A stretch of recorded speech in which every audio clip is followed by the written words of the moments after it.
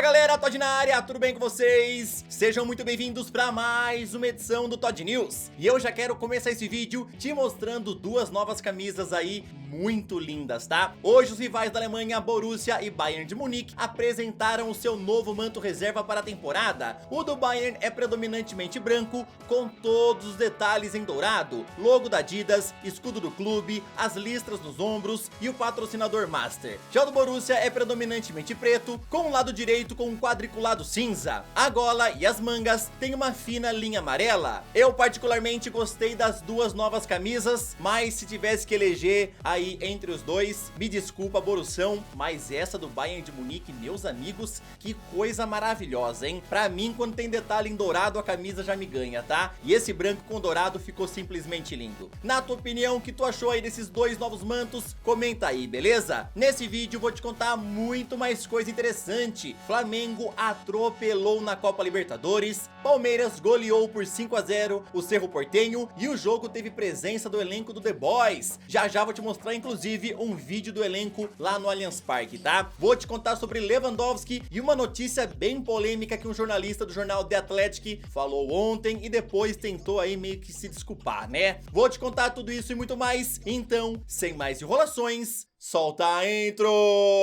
Damn, it's gonna be a long night. Yeah. You know. I said, damn, it's gonna be a long night. Pelas oitavas de final da Sul-Americana, ontem Melgar venceu o Deportivo Cali por 2-1 e garantiu a sua vaga na próxima fase. Ceará venceu The Strongest por 3-0 na Arena Castelão e assim o Vozão segue invicto na competição, garantindo também a sua vaga nas quartas de final. Santos com 1 a menos conseguiu empatar com o Deportivo Táchira em 1-1, então o jogo foi para as penalidades, onde Ricardo Goulart e Lucas Barbosa erraram as cobranças. Os venezuelanos venceram por 4-2 e avançaram de fase. Na Copa Libertadores, Tadieres venceu o Colón por 2-0 e avançou para as quartas. Em despedida do atacante Julian Álvares, River Plate ficou no 0-0 com o Vélez e foi eliminado da competição, já que o time de Cacique Medina tinha vencido o primeiro jogo. Lá no Maracanã, o Flamengo humilhou o Tolima ao vencer por 7-1. Destaque absoluto da partida foi para Pedro, que marcou 4 gols e também deu uma assistência. O rubro-negro agora vai às quartas de final, onde enfrenta o Corinthians. Pedro entrou para a história do clube, sendo o primeiro jogador do Flamengo a marcar um poker trick num jogo de Libertadores. Palmeiras atropelou o Cerro Porteño no Allianz Parque ao vencer por 5-0 e o destaque foi esse golaço de bicicleta que Rony finalmente conseguiu marcar. Agora o Alviverde enfrenta o Atlético Mineiro nas quartas de final. Como eu falei pra vocês, né, o elenco da série The Boys, que simplesmente é uma série maravilhosa, está no Brasil e eles foram ontem assistir o jogo do Palmeiras lá no Allianz Parque. Depois da partida, eles gravaram aí um recadinho para a torcida, se liga no vídeo. Boa noite, família Palmeiras. ¡Clasificados! Palmeiras, avente palestra. Te amo. Obrigado. O comentarista Casagrande foi demitido da Rede Globo ontem, apesar de em comunicado a empresa jurar que a decisão foi em comum acordo. Ele tinha contrato apenas até dezembro e já vinha sendo colocado de escanteio pela emissora, onde não participava mais de tantas transmissões de jogos e também de programas da Globo e Sport TV. Outro motivo também foram os atritos com colegas no estúdio, como por exemplo com Caio Ribeiro e Paulo Vinícius Coelho. Depois de 25 anos de Globo, 6 Copas do Mundo, 5 finais, incluindo a de 2002, com os 2 gols de Ronaldo, 3 Olimpíadas e diversas finais de campeonatos por aí, o meu ciclo acabou. Estou saindo da Rede Globo hoje. Na realidade, eu acho que foi um alívio para os dois lados. Foi o que falou o Casão num vídeo nas redes sociais. Arturo Vidal chegou no Rio de Janeiro ontem à tarde e no aeroporto já foi recebido por alguns torcedores do Flamengo. O chileno aproveitou para ir à noite ao Maracanã, junto com Marcos Braz e alguns amigos, para assistir no camarote a goleada contra o Tolima. E lá ele também já teve mais um contato com o torcedor rubro-negro. Nessa semana, Vidal passará pelos exames médicos no Flamengo e depois vai assinar um contrato até dezembro de 2023. Fabian Bustos já sabia que ontem seria a sua última chance de continuar no comando do Santos, e como o clube foi eliminado da Sul-Americana, Sul-Americana, o técnico será demitido. De acordo com o portal All Sport, o comitê de gestão já decidiu que Bustos vai embora junto com seus auxiliares Carlos Caicedo e Lucas Oxandorenha. E também quem vai junto é o preparador físico Marcos Conhena. Quem também deixa o Santos é Edu Dracena, que já se antecipou à demissão e pediu para ir embora. E para completar, o gerente de futebol Guilherme Lippe também está de saída. Lembrando que por enquanto, até o momento que eu gravei esse vídeo, não foi anunciada ainda a demissão do Fabian Bustos. Mas de acordo com o portal All Sport, no decorrer desta quinta-feira, a demissão deve ser anunciada, tá? O alvo número 1 da diretoria para assumir o comando técnico é de Odair Hellmann.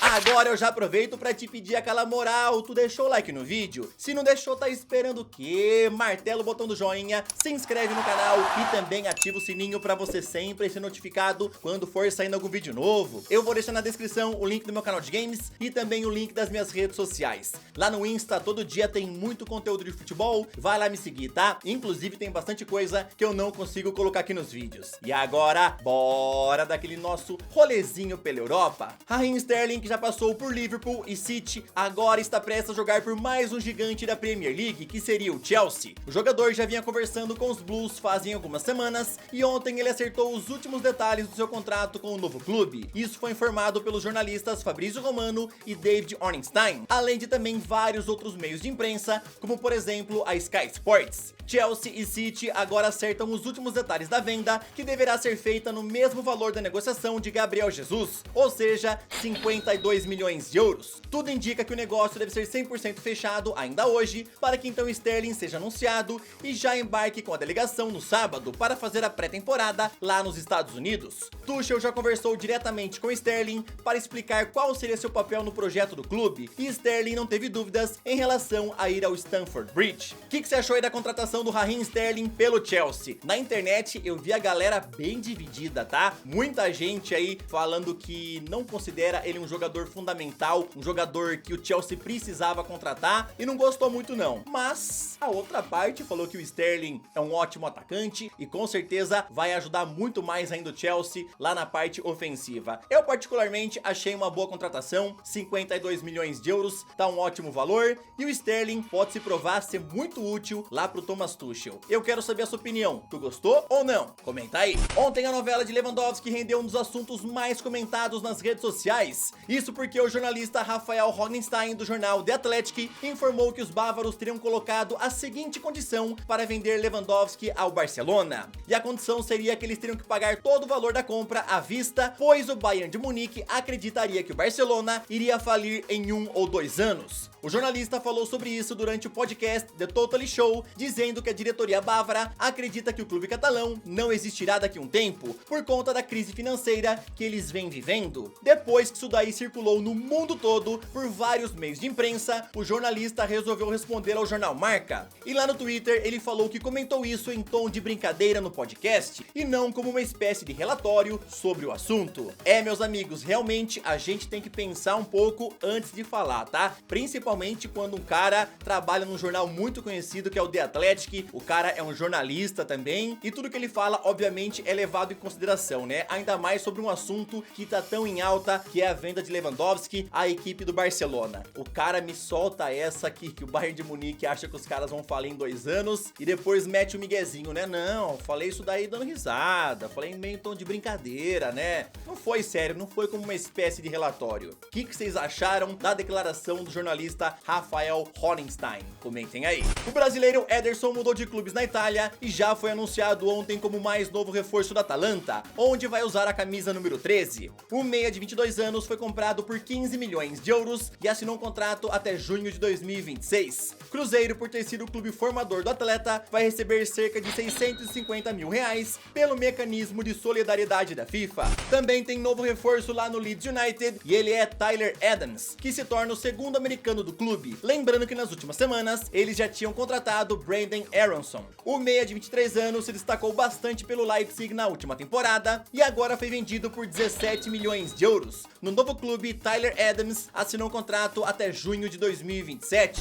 Fabrizio Romano informou que a Juventus já se prepara para receber novas ofertas do Bayern de Munique e do Chelsea por Matthijs de Ligt. A velha senhora já aceitou que o jogador quer ir embora e por isso já entrou em contato com Kalidou Koulibaly. Porém, de acordo com Fabrizio Romano, romano, o desejo do senegalês é jogar no Barcelona. Juventus também já procura outras opções para substituir o holandês. Lembrando a vocês que Matthijs de Ligt já tem um acordo verbal com o Bayern de Munique em relação aos termos pessoais. Isso daí já foi informado pela imprensa alemã. Porém, ainda nenhum clube conseguiu acertar a compra dele junto à Juventus. A Juventus quer um valor entre 90 a 100 milhões de euros pelo Matthijs de Ligt. Apesar dele preferir jogar no Bayern de Munique, já tem um acordo verbal com os alemães, o Chelsea continua na briga, tá? Tá preparando uma nova proposta para a Juventus e também tentaria convencer o Matthijs de Ligt a vir para o Stamford Bridge. Vamos ver aí aonde é que o Matthijs de Ligt vai parar no final, né? Lembrando que entre ele e Bayern de Munique é acordo em relação a termos pessoais e acordo verbal, tá? Não tem nada assinado. Na sua opinião, você queria que o Matthijs de Ligt fosse para o Chelsea ou fosse para o Bayern de Munique? Comenta aí. Bom, galera, essa foi mais uma edição do Todd News. Eu espero que vocês tenham gostado. Não se esqueçam de comentar sobre tudo. Bora bater um papo, bora ter uma discussão sadia. Tamo junto, valeu, até o próximo vídeo. Falou!